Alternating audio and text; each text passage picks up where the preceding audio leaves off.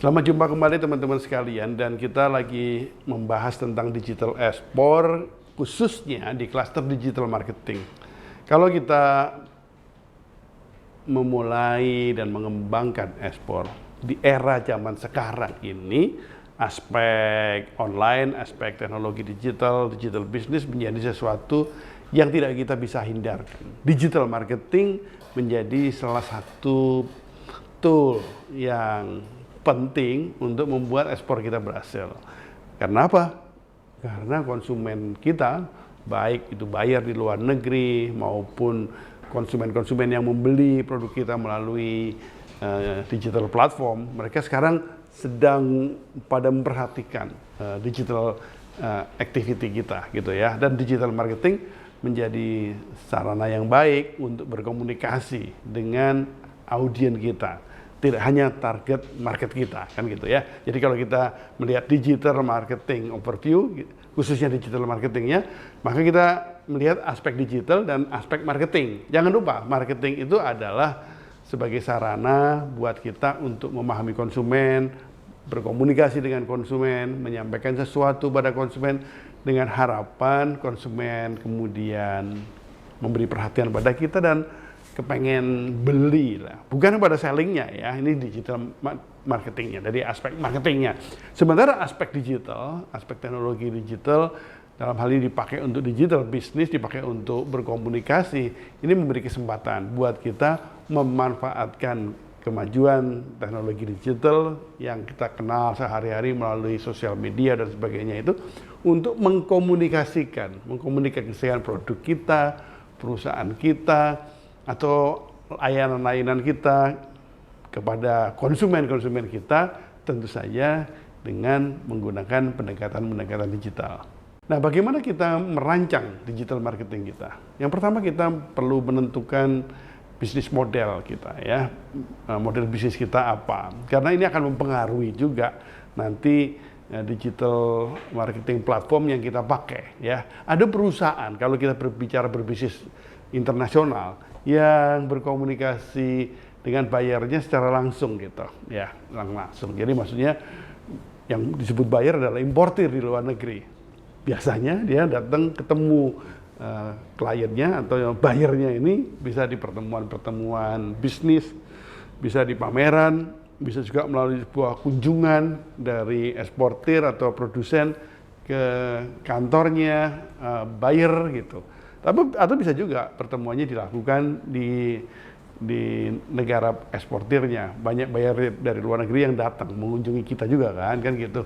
Nah, ada model bisnis seperti itu. Ada model bisnis yang kita menggunakan mekanisme mengekspor menggunakan agen lah, menggunakan perantara kan gitu. Tetapi ada juga bisnis yang terkait dengan bisnis ekspor ini yang kita berkomunikasi langsung dengan konsumennya. Kalau kita bisnisnya katakan memasarkan produk kita ke luar negeri, memanfaatkan digital platform atau katakan marketplace lah, online e-commerce di luar negeri gitu ya. Entah di Amazon.com di negara tertentu, entah Alibaba.com atau AliExpress.com atau platform-platform digital yang lain, termasuk juga yang selama ini lebih banyak digunakan untuk marketing, untuk promosi gitu, termasuk juga sosial media ya. Nah, kalau kita kemudian menggunakan pola begitu, kita berkomunikasi langsung dengan user, konsumen langsung yang diharapkan beli dalam jumlah maunya jumlah besar, tapi kecil pun kita ladenin gitu. Nah, untuk bisnis modelnya seperti ini yang biasanya cenderung B2C, business to consumer, tentu saja beda dengan yang pertama tadi, yang B2B. Kita berbisnisnya dengan importir di luar negeri. Nah, di situ digital marketing juga akan berbeda ya. Digital marketing bermanfaat untuk mengkomunikasikan produk kita, perusahaan kita. Nah, kalau B2B maka ya kita akan lebih banyak menggunakan pendekatan-pendekatan biasanya dimulai dengan pertemuan langsung gitu ya. Nah, digital marketing, promosi-promosi yang ditaruh di platform di digital bisa disampaikan di situ dalam bentuk video-video, katakan ketemu sama buyernya atau calon buyernya, di play, diputar gini. Ini loh produk-produk terbaru kami, ini loh lokasi pabrik kami gitu. Ini loh produk-produk kami dan sebagainya. Ini sebagai sarana kita mengkomunikasikan perusahaan kita, produk kita dalam bentuk melengkapi tatap muka langsung. Tetapi kalau bisnis kita orientasinya adalah B2C kan gitu ya, langsung dagang di sana, maka digital marketing dipakai untuk mengenalkan produknya, membuat supaya produknya diingat, bisa jadi mereknya, bisa jadi keunggulannya, kekhususannya. Maka materi-materinya materi-materi yang sifatnya lebih pendek-pendek gitu. Kalau yang B2B tadi kan sifatnya bisa panjang lebar, video beberapa menit gitu bisa jadi ya kan. Seringkali kita ingin menunjukkan fasilitas pabrik kita gitu kan, atau fasilitas pemasok yang mensuplai kita, kalau katakan kita pedagang eksportir kan gitu kan. Atau barangkali kita ingin menunjukkan juga fasilitas pelabuhan gitu, ada gambar pelabuhannya, bisa bermenit-menit gitu. Tetapi kalau kita berkomunikasinya langsung pada usernya, kelamaan mereka nunggu bermenit-menit, hanya hitungan detik gitu, sesuatu yang menarik perhatian gitu, eye catching gitu ya. Jadi kita tentu saja menggunakan digital marketing dengan cara yang berbeda, tergantung dari tujuan kita berbisnisnya, tergantung bagaimana model bisnis kita. Hal kedua yang kita perlu perhatikan kalau kita bicara digital marketing adalah memahami target konsumen kita, gitu ya, target konsumen kita. Sebenarnya kalau kita bicara target konsumen, ada satu lagi target audience, yang kedua beda ya. Target konsumen itu adalah konsumen yang membeli produk kita, yang bayar tuh, yang bayar. Nanti habis bayar dia bisa konsumsi sendiri gitu, atau dia bisa juga produk yang dia beli dioperkan kepada orang lain kan gitu, didagangin lagi, atau bisa jadi kemudian diolah lebih lanjut lagi kan begitu. Nah itu kalau konsumennya buyer gitu ya, yang importer. Tapi kalau konsumen kita katakan user langsung, nah maka promosinya nanti akan cenderung memberi penekanan kepada aspek-aspek yang bisa menarik orang untuk beli dan menggunakan. Jadi satunya B2C, satunya B2B, satunya banyak terkait dengan keruwetan pengambilan keputusan yang bisa jadi nanti di situ informasi yang disampaikan harus jelas gitu. Tapi sisi yang lain informasi yang menarik saja kan gitu, yang highlighting saja kan gitu. Nah ini perlu kita lakukan, mengidentifikasi target konsumen kita ya, termasuk target market kita tuh siapa juga gitu. Kalau kita bicara konsumen langsung, ada juga konsumen yang duitnya banyak tapi pelit gitu, ada yang duitnya sedikit tapi royal gitu, habis terus jadi yang ngutang nanti malah kan gitu ya. Ini sangat mempengaruhi bagaimana kita menggunakan digital marketing untuk berkomunikasi dengan mereka. Hal ketiga yang juga perlu kita perhatikan kalau merancang atau membuat kontennya digital marketing adalah mempelajari kompetitor ya. Bagaimanapun di bisnis itu kan kita bersaing dengan perusahaan lain ya, dengan lembaga lain yang juga masuk di target market yang sama gitu. Nah, bagaimana itu membuat digital marketing kita itu bisa lebih menarik dari sana.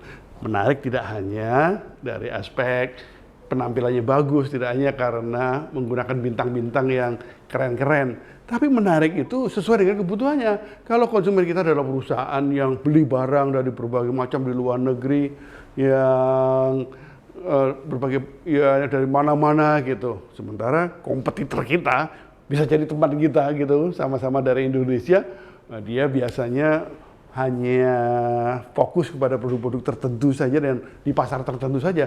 Itu membuat kita kan dalam posisi yang berbeda. Kita harus tahu, oh kompetitor kita itu tuh. Jadi nanti baik itu perumusan target marketnya, pembuatan materi digital marketingnya tentu saja berbeda ya. Jadi faktor ketiga yang kita perlu perhatikan adalah kita memahami siapa kompetitor kita.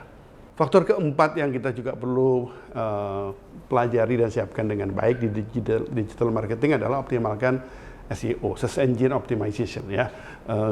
Kalau kita sudah bermain dengan digital communication, itu kan kita bertemu dengan satu sarana yang membuat kita ketemu dengan banyak banget memberi informasi ke sana, penyampaian informasi di sana. Bisa jadi ada miliaran materi yang ada di sana kan gitu.